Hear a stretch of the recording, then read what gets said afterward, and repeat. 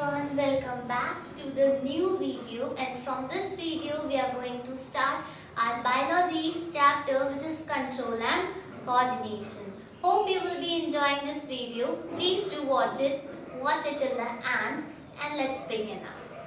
First, I will be telling you the basic things. If a children who is here and watching this video and don't know about basic things can also understand this chapter very clearly.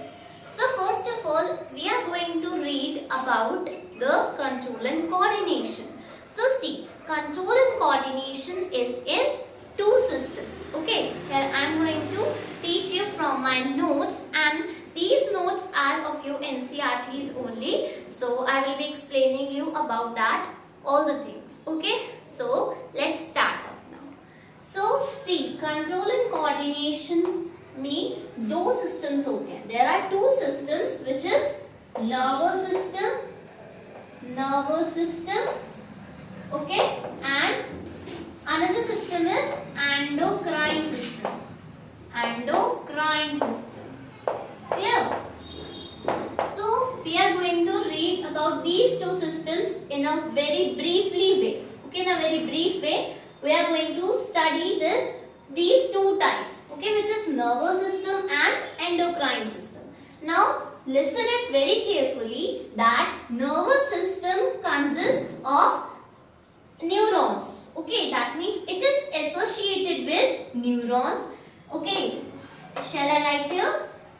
Associated with neurons. Okay, if you want to make notes, you can make from here. These are really very helpful. Okay, and endocrine system is associated with hormones. Okay, so associated with hormones.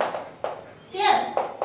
So basically endocrine systems में हम hormones related पढ़ेंगे. Okay, and nervous system में हम neurons से related पढ़ेंगे. Clear? So let me write this. Okay. Now see, first we will be studying the human body. Okay, first we will be talking about human body. Okay, how control and coordination works in humans, and then we will be coming to plants. Okay, first let's complete up with human beings. Okay, so see, human nervous system.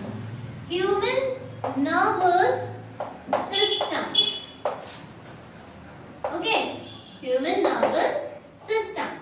इसके अंदर two types of neurons are there. Okay, two types of neurons are there. First, there is central nervous system. जिसको आपने book में CNS के name से पढ़ा होगा. So CNS means central nervous system, and PNS means peripheral nervous system. Peripheral nervous system. Is it clear?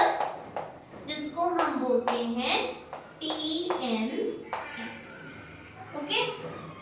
I should write this in bracket and should draw. Clear?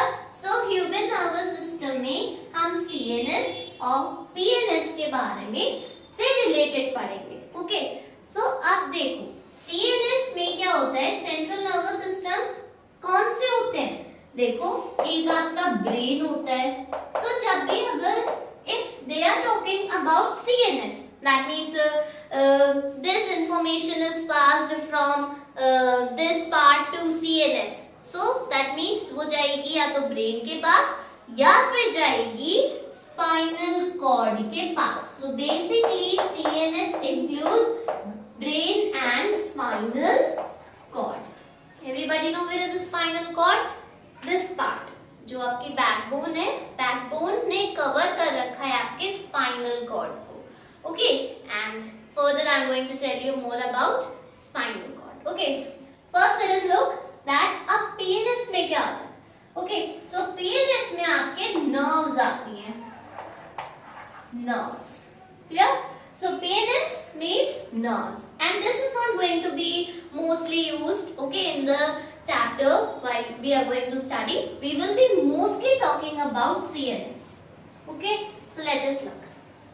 Up, I am rubbing it, and now I am going to tell you about nerves. Okay, nerves are of two types. Okay, nerves are of two types, which is cranial nerves and spinal nerves. Okay, this I am telling you already. Okay, shall I write it here? That nerves are of two types.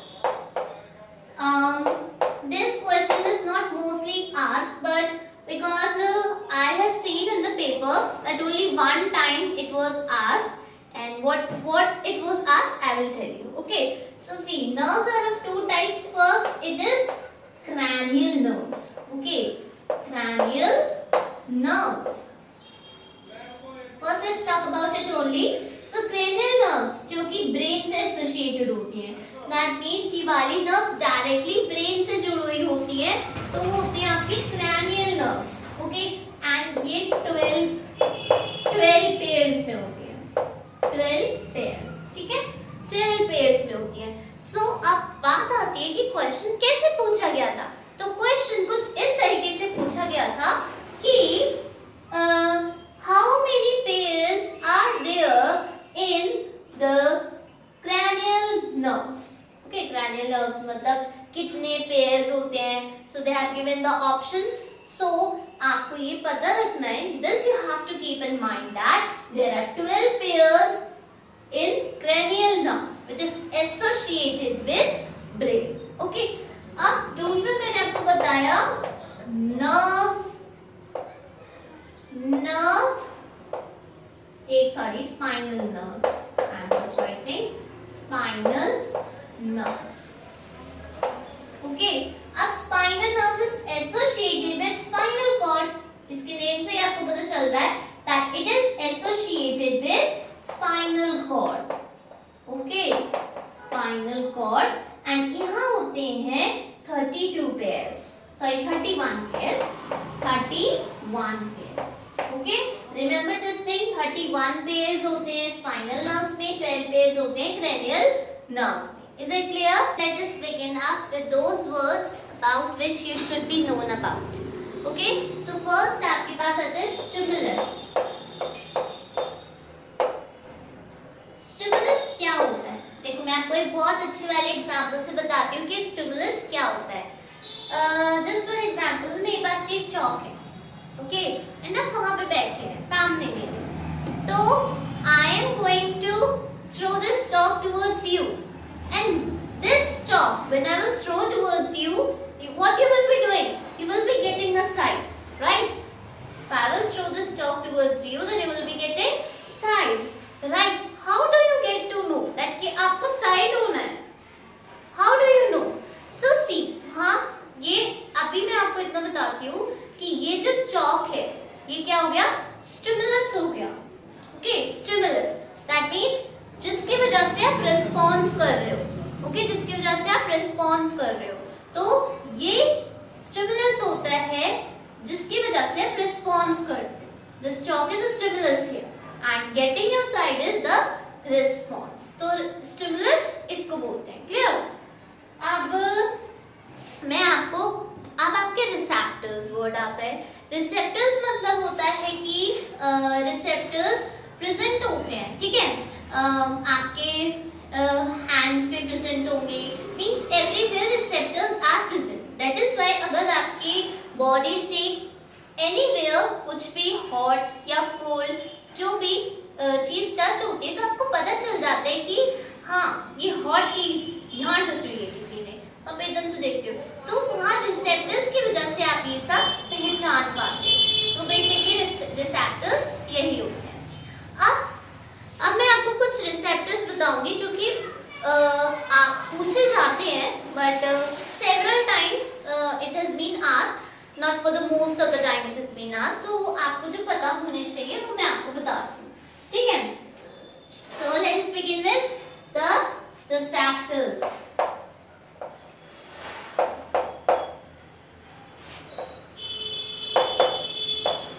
और ये कौन से organ में होते हैं, मतलब कौन से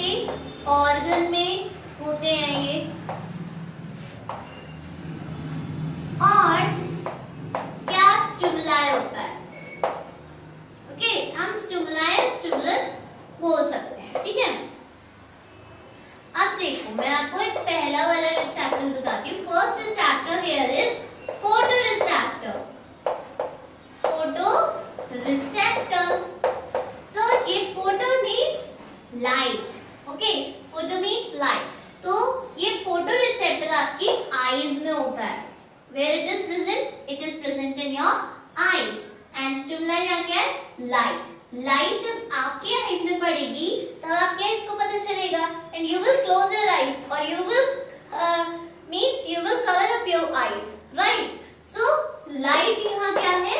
रिसेप्टर, सॉरी स्टिमुलाई, एंड कौन सा रिसेप्टर प्रेजेंट होगा आपके आईज में? फोटो रिसेप्टर, ठीक है?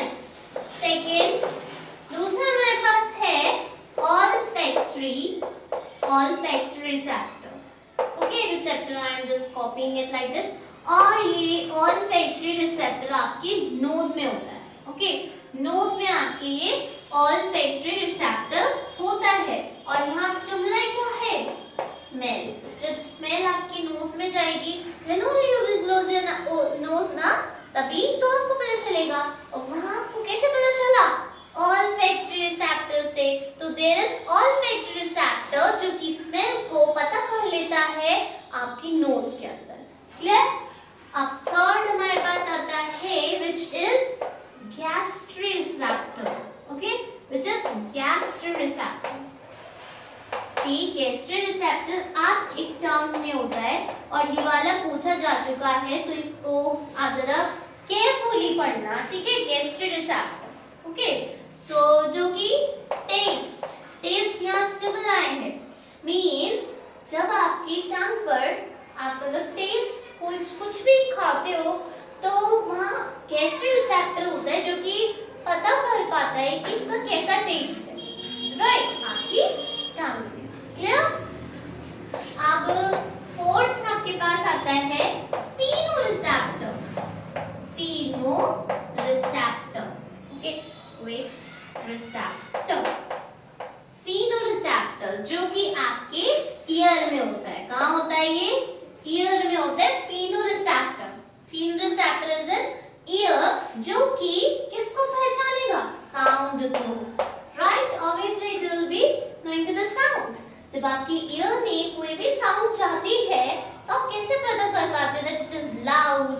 आपको अपने ईयर्स क्लोज करने हैं या वगैरह, बिकॉज देयर इज फिनोरिसेप्टर. और ये भी पूछा जा चुका है, ठीक है? So do remember this one. Now fifth आता है आपके पास थर्मोरिसेप्टर. थर्मोरिसेप्टर जो कि आपके स्किन में होता है. कहाँ होता है ये?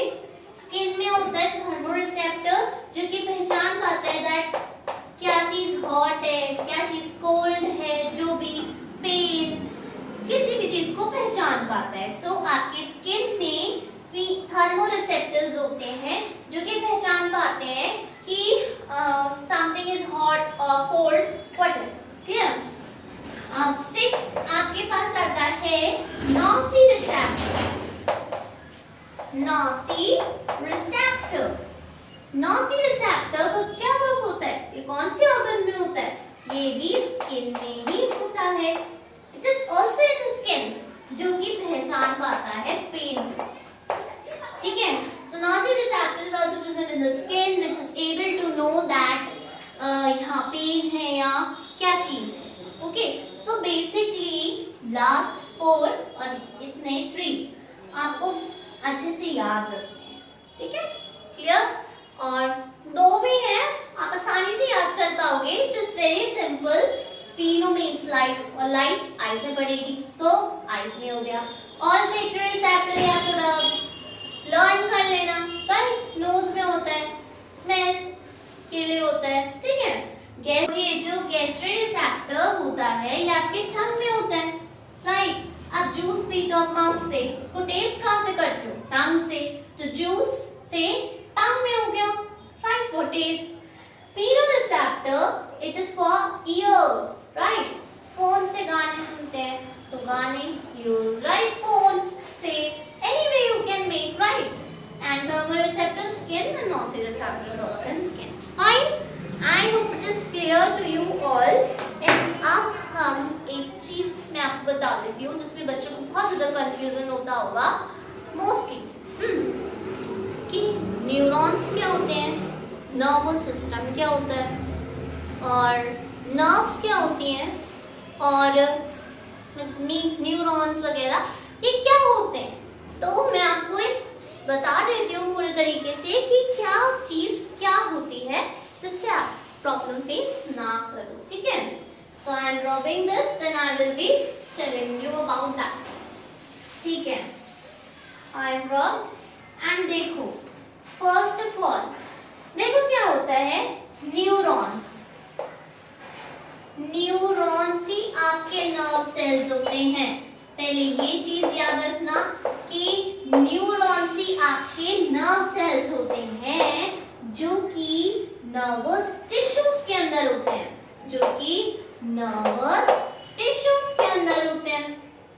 टिश्यूज यू नो ना, ग्रुप ऑफ सेल्स, राइट। अब नर्वस टिश्यूज किसमें होते हैं, नर्वस सिस्टम में होते हैं। नर्वस सिस्टम में आपके नर्वस टिश्यूज होते हैं। नर्वस सिस्टम में brain, spinal cord and so on. Okay, ठीक है, नर्व्स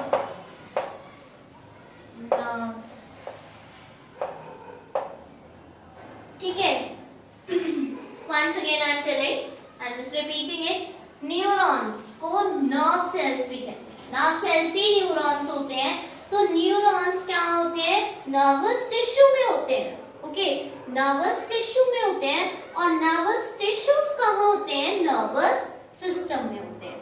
ओके, नर्वस सिस्टम में ब्रेन में होते हैं, स्पाइनल कॉर्ड में होते हैं, नर्व्स में होते हैं। ओके फाइन, तो don't be confused in these terms.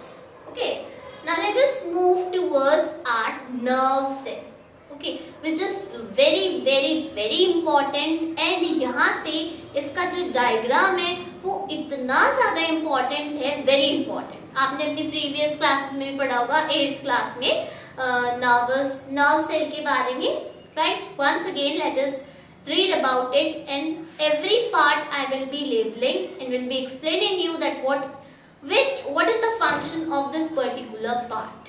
Okay, so let us start with its diagram. Okay, see in the NCERT there is only 4-5 labeling, but I will be telling you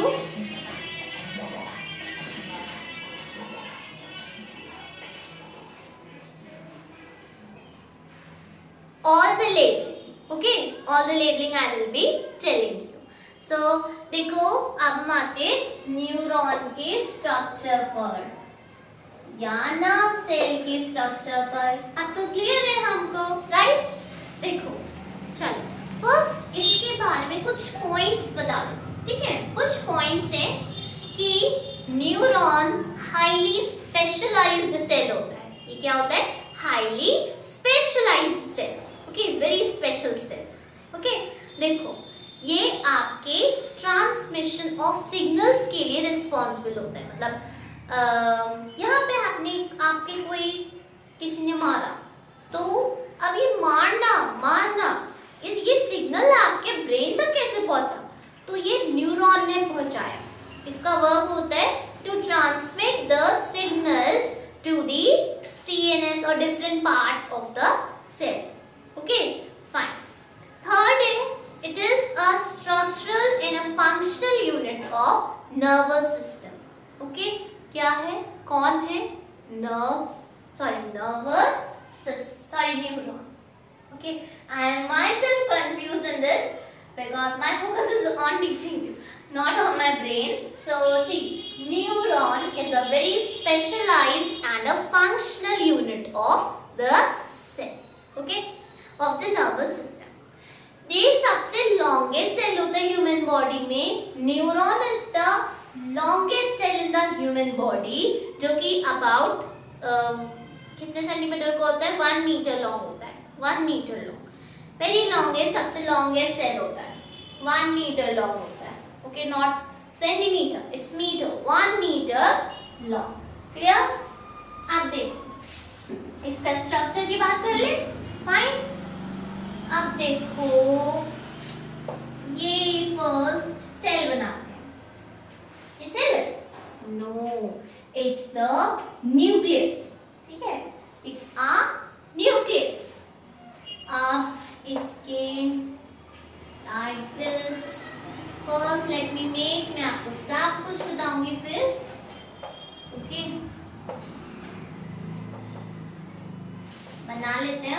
बाद बोलते हैं। ये थोड़ा drawing मेरा अच्छा नहीं है, but I will try it my best to make and to explain you. Basically आपको समझ में आना चाहिए, बाकी कुछ नहीं है, राइट? सो आप समझ ही लेंगे अगर मैं अच्छे से समझाऊंगी, राइट? देखो, everything we will be studying in detail. So ये हमारी एंडिंग है, okay? Ending of the neuron, right? देखो, अगर मैं न्यूरॉन की जगह कभी बोल दूं ना नर्व या जो भी, तो आप समझ लेना कि वो न्यूरॉन है अभी के, अब बाद में नहीं, अभी इसको समझाते हैं, ठीक है? This is the nucleus, right? It's the nucleus. अब न्यूक्लियस ये आपके हो गए, तो ये क्या है? It's not mentioned in the NCERT, okay?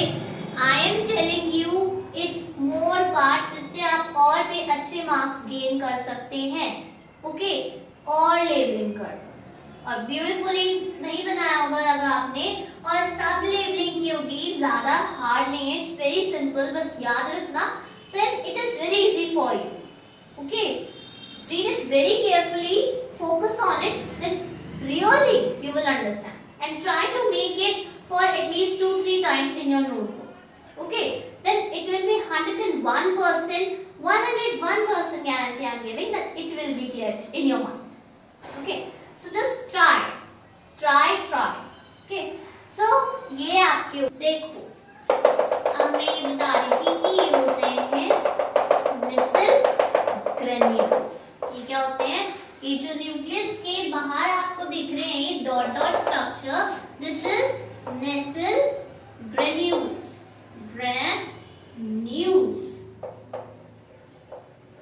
Nasal granules, ठीक है? अब देखो, ये बना देते हैं हम डेंड्राइट्स, इसे बोलते हैं dendrites, okay? Don't forget it's dendrites, very important function होता है इसका, डेंड्राइट्स का, भी हम पढ़ेंगे। देखो, now this is nasal granules which is around the nucleus. अब ये जो पूरा पार्ट है, दिस होल पार्ट, ओके, ये होता है पूरा आपका cell body, cyton, Soma,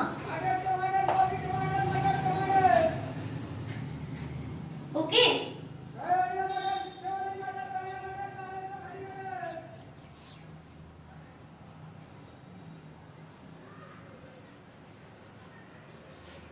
understood? तो ये होती है सेल बॉडी, साइटोन, सोमा। इसमें से आप कुछ भी बुला सकते हो, सेल बॉडी बुला लो, साइटोन बुला लो, सोमा बुला लो, एनीथिंग, ठीक है? ये तो आपका पूरा एक्सॉन होता है, फुल एक्सॉन, ठीक है? एक्सॉन होता है, क्लियर? अब देखो, अगर इस एक्सॉन के ऊपर ये ऐसे होगा, ओके, इसके ऊपर किसी चीज की कवरिंग नहीं होगी, तो ये क्या कहलाएगा? नॉन माइलिनेटेड न्यूरॉन, ठीक है? और अगर कवरिंग होगी तो ये माइलिनेटेड न्यूरॉन कहलाएगा, क्योंकि ये एक्सॉन के ऊपर ये जो कवरिंग है, ये जो है, इसे माइलिन शीट बोलते हैं। क्या बोलते हैं?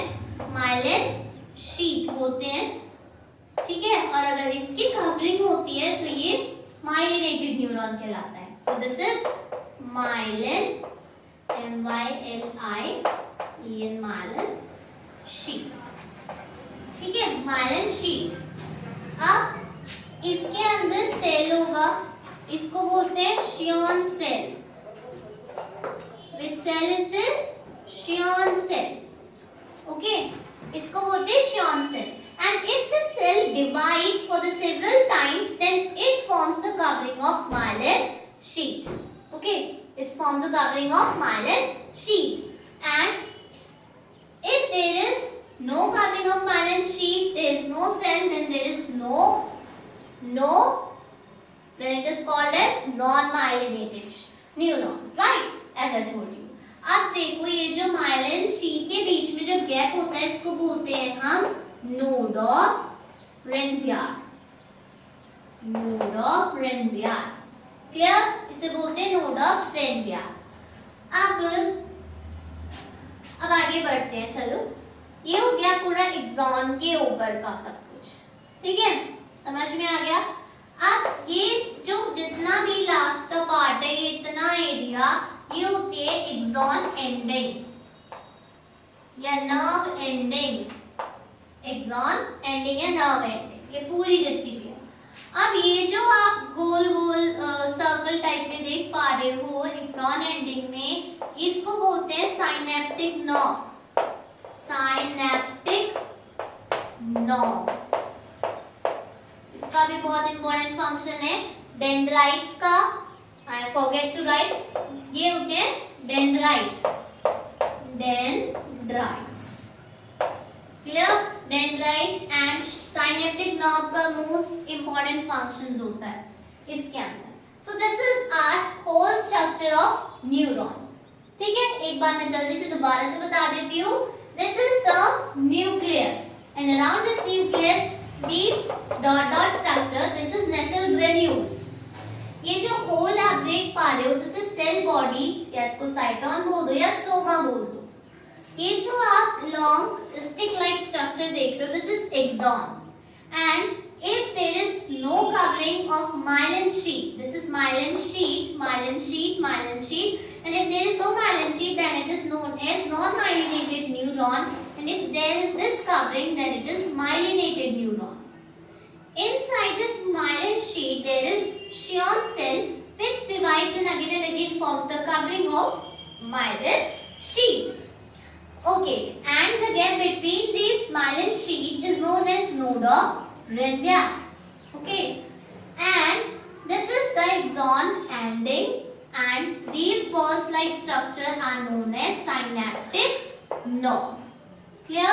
I hope you clear है. If you want to make the diagram, if you want to draw this, or you want to take screenshot, you can have a screenshot. Okay? Have it quickly. I hope everybody has taken. Now let's move towards another topic. Okay.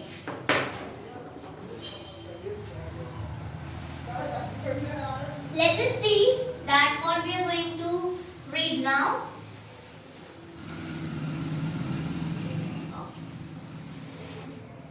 As I told you, if you will be drawing this for many times, then it will be clear to you, right? The names are very simple.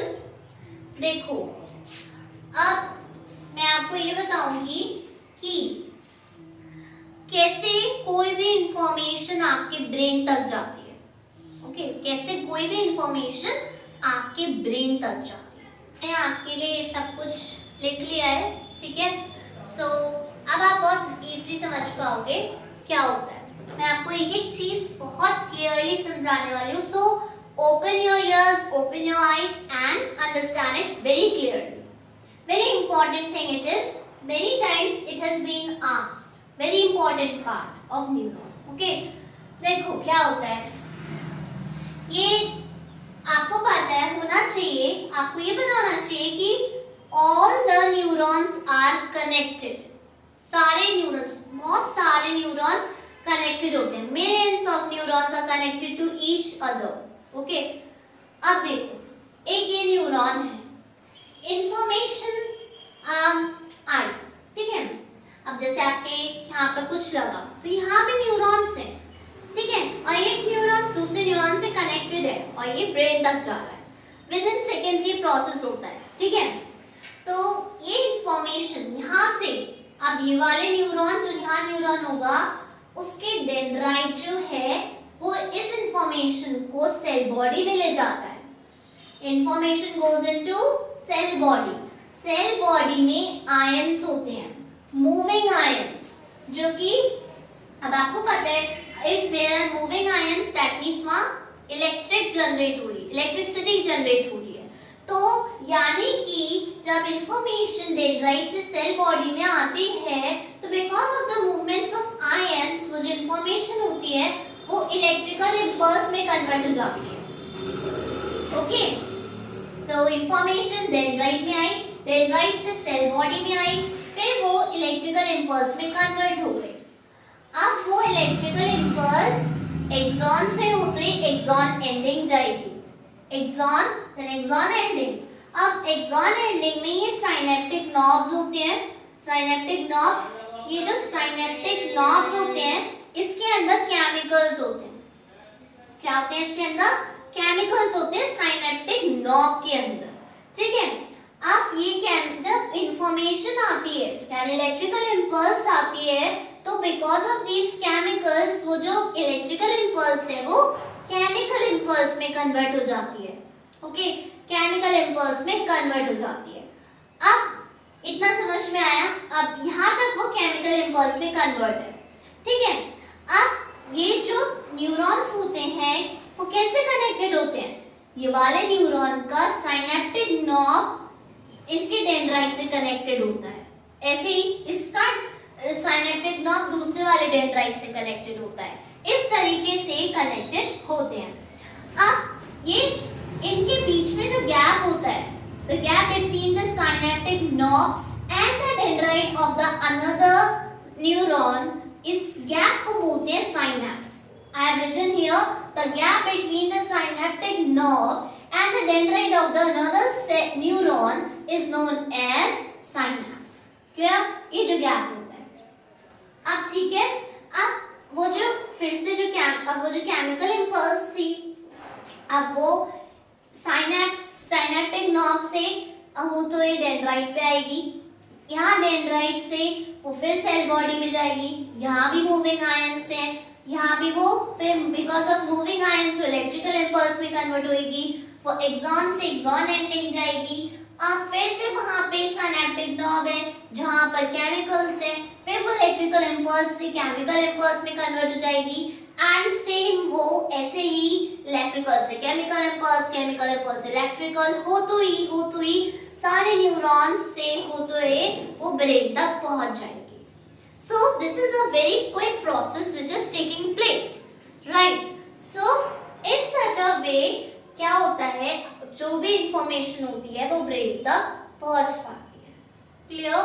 I hope this is clear to you all. ठीक है, समझ में आया? It's ending.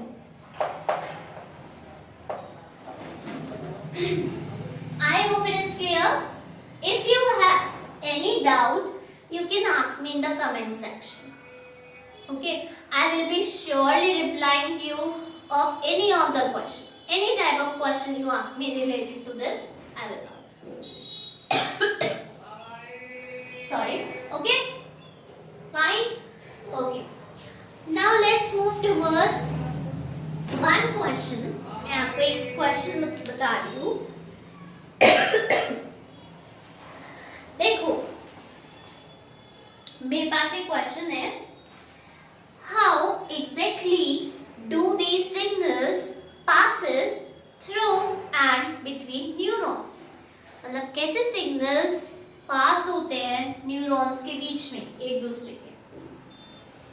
आप वही same answer बताओगे that the information from the dendrite goes into the cell body where there are moving ions, and when the information enters from dendrite to cell body, the information is converted into electrical impulse. Then from that electrical impulse travels from axon to axon ending, and in that axon ending there is synaptic knob where there are chemicals, and because of those chemicals the electrical impulse is converted into chemical impulse, and the synaptic knob is connected to the dendrite of the another neuron, and then the chemical impulse travels from the another neuron's dendrite to the cell body, and there are also moving ions and is converted into electrical impulse, and then it goes to the axon, into the axon ending, and the same process continues. Okay?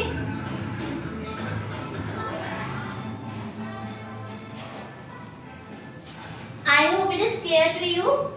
Fine. तो ऐसे same process continue होता है.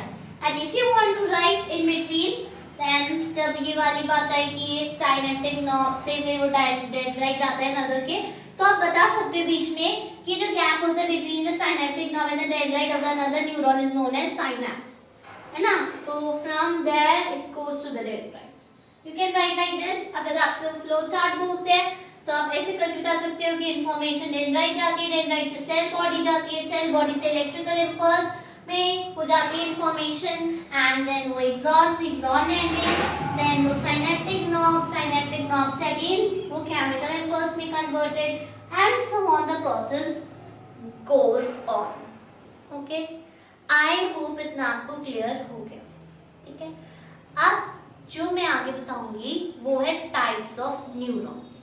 ठीक है, कि कितने types के neurons होते हैं, and it's really very simple.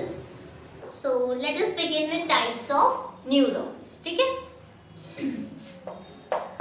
तो there are 3 types of neurons.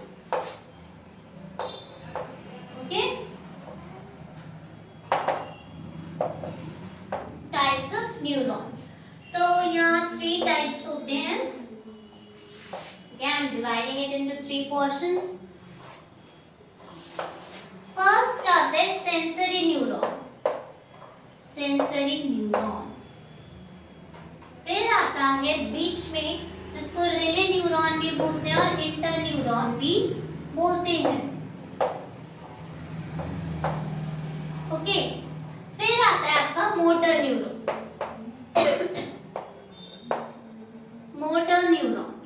ठीक है, तो ये 3 टाइप्स ऑफ न्यूरॉन्स होते हैं. सेंसरी न्यूरॉन, रिले या inter neuron, and motor neuron.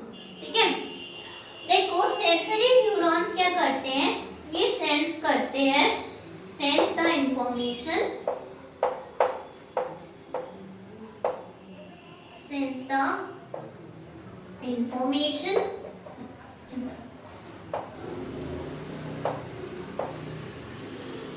और ये इनको सेंसरी न्यूरॉन्स जो होते हैं इन्हें हम अफेक्टर भी बोलते हैं.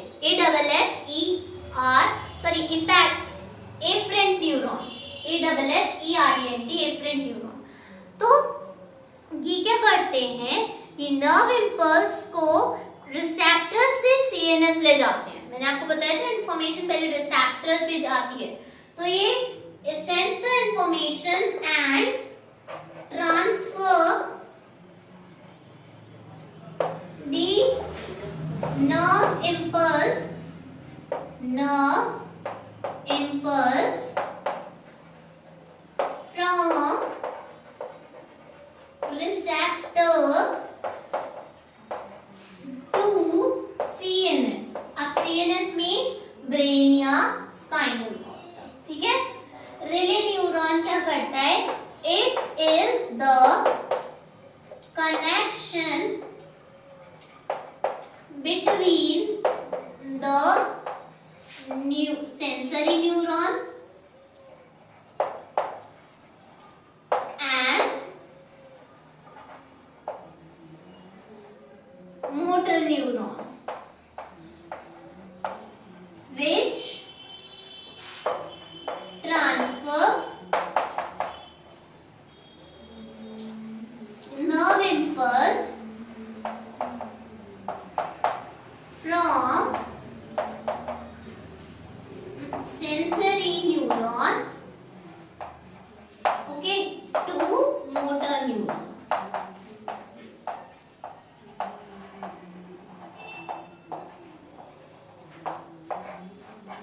ठीक है, क्लियर. अब नेक्स्ट आता है मोटर न्यूरॉन. तो ये मोटर न्यूरॉन क्या करता है, wait let me have a chalk. Motor neuron क्या करता है, मोटर न्यूरॉन it transfer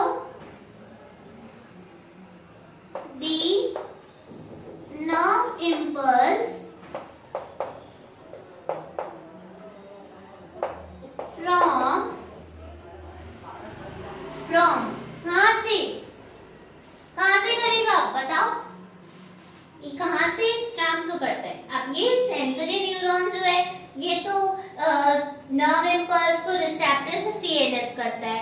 अब ये जो मोटर न्यूरॉन है ये नर्व इम्पल्स को सीएनएस से फैक्टर करता है, ठीक है, यानी सीएनएस फ्रॉम सीएनएस टू कहाँ इफेक्टर। अब ये इफेक्टर क्या होता है भाई, इफेक्टर यानी मसल सेल, मसल्स या ग्लैंड्स, ठीक है बेसिकली, ठीक है। अभी आप रिले न्यूरॉन पढ़ोगे, sorry relay I am saying reflex action पढ़ोगे ना, उसमें जो बुक में डायग्राम है उसके थ्रू मैं आपको समझाऊंगी तो आपको ज्यादा इजीली समझ में आ पाएगा, ठीक है। उसका डायग्राम देखकर मैं आपको बताऊंगी। तो समझ में आया, रीड इट क्लियरली एंड ये आपको बहुत अच्छे से क्लियर हो जाएगा, ठीक है। Read it one time, write it and then it will be clear, ठीक है। अब मैं आपको डायग्राम के थ्रू समझा दूंगी। जो डायग्राम आएगा बुक में से रिफ्लेक्स एक्शन हम पढ़ेंगे अब, तो उसमें ये आपके लिए बहुत ज्यादा जरूरी होगा, ठीक है। तो let us move on to the reflex action. See, now let's start with the reflex action. So first of all, I will be telling you what is reflex action. Then we will be looking towards its diagram, and with the help of the diagram, we will be understanding it. So see first, reflex action होता क्या है? Reflex action can be defined as rapid, unconscious, immediate, automatic, and involuntary response of our body to a stimulus which can be harmful.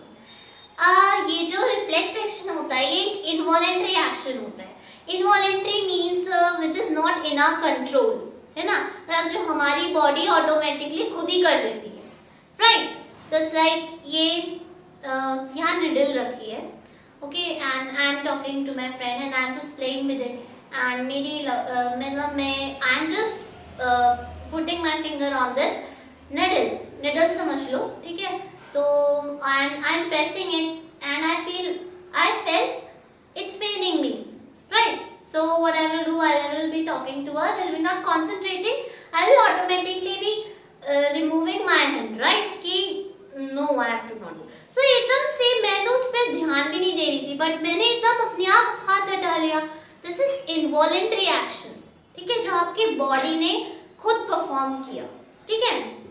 तो देखो ये involuntary action, involuntary means जो कि आपके control में नहीं होता, which is not in your control, right, your body performs it automatically, ठीक है, and which can be harmful as well, like for example coughing, जब आपको खांसी आती है तो you can't control it, right, so it is also an involuntary action.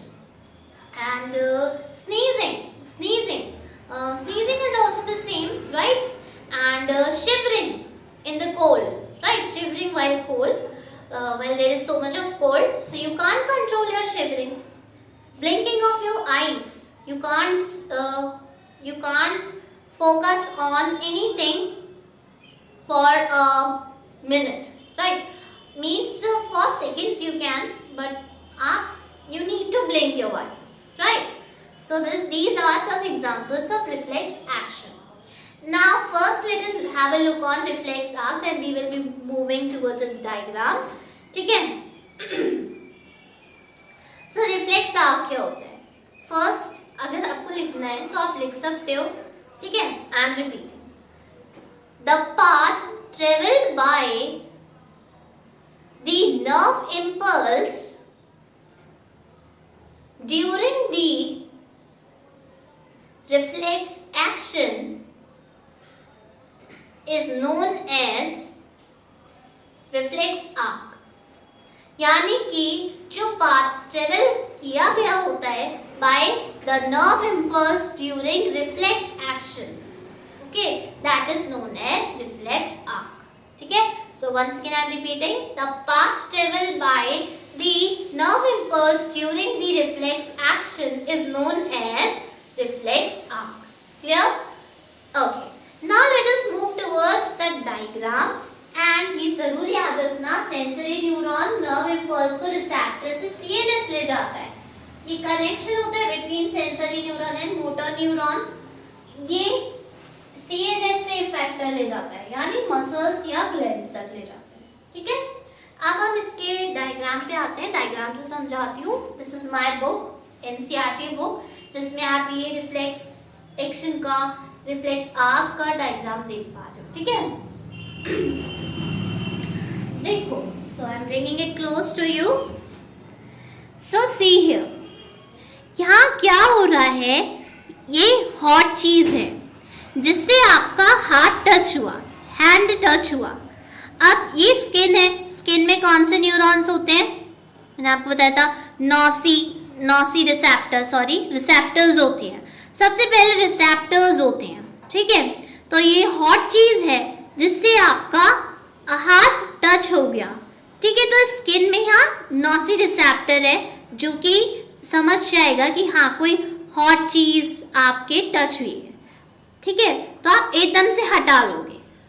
ठीक है, तो यहाँ स्किन में रिसेप्टर है जो कि हीट और पेन को जान पा रहा है। अब यहाँ पे इंफॉर्मेशन कैसे ट्रेवल हुई, जो हीट या पेन है ये आपके ये रिसेप्टर्स सेंसरी न्यूरॉन से ले गए, सेंसरी न्यूरॉन ने इसे सेंस किया और ये सीएनएस तक ले गया। CNS means spinal cord. याद रखना, यहाँ ब्रेन इन्वॉल्व नहीं होता, मैसेज टू ब्रेन, बहुत कम मैसेज जाएगा ब्रेन तक। ठीक है, वरना स्पाइनल कॉर्ड ही इसको इंफॉर्मेशन को इंटरप्रेट कर लेगी और फिर ये सेंसरी न्यूरॉन, एंड यहाँ है relay neuron, this is relay neuron, I think you can read it, this is relay neuron, and relay neuron then it will be transferred to motor neuron, right, transferred to motor neuron, then motor neuron say it will be sent to the effector muscles in arm, you know there are muscles in your arms, right, and muscles will then contract. Okay, muscles will then contract and your hand will be removed, your hand will be removed. So this is the process how reflex arc या reflex action होता है। ठीक है, and it is a very fast process. ठीक है, I hope it is clear to you all. So this is about the reflex action and reflex arc. ठीक है, आप यहाँ मैं क्वेश्चन बता देती हूँ आपके लिए, क्योंकि आप इसके बाद हम ब्रेन के बारे में पढ़ने वाले हैं, अबाउट द ब्रेन। ठीक है, आपके ब्रेन में क्या क्या होता है और क्या चीज कैसे आप एकदम आपका ब्रेन समझ पाता है। ठीक है, तो that we are going to read.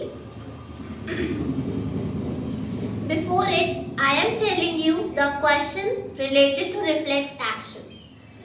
So the question is, how does process of reflex action take place in human body. Reflex action human body में कैसे प्लेस लेता है, कैसे होता है। So, आपको ये सब लिखना है। ठीक है, once again I am telling कि कैसे आप लिखोगे। The stimuli is sensed by the sensory receptor and sensory neuron generate impulse. These impulse reach the spinal cord. The relay neuron in the spinal cord passes signals between neurons. The motor neurons passes the signals for response to the organ that need to respond to stimulus. The information input also goes on to reach the brain, but it is not involved in reflex action. ठीक है, so अगर आपको समझ में आ गया होगा तो आप अपनी लैंग्वेज में भी लिख सकते हो, एंड वरना इस लैंग्वेज को भी लिख सकते हो। ठीक है, so एक और क्वेश्चन है मेरे पास, that what is the role of brain in reflex action. brain का क्या रोल होता है। so देखो, there is no direct involvement of brain in reflex action. when reflex actions are generated in spinal cord, the information reaches to the brain. This helps the brain to record this event and remember it for future use. Brain helps the person to get awareness of the stimulus and prevent himself or herself from that situation again in the future. ठीक है? I hope this is clear. And so now from the next video we will be doing human.